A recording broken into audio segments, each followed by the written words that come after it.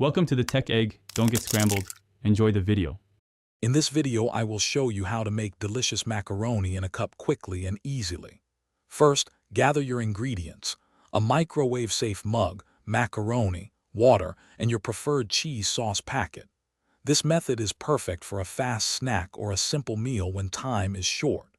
We'll cover each step to ensure your macaroni is perfectly cooked and creamy every time. Get ready to enjoy a comforting classic with minimal effort. Now, place your mug into the microwave and cook on high for about 2 to 3 minutes.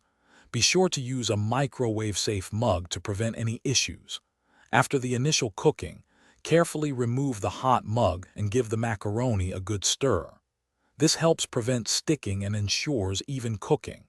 Then, put it back in for another 2 to 3 minutes to continue the cooking process. After the second round of cooking, check your macaroni for tenderness. If it's not quite ready, continue microwaving in 1-minute intervals, checking after each minute.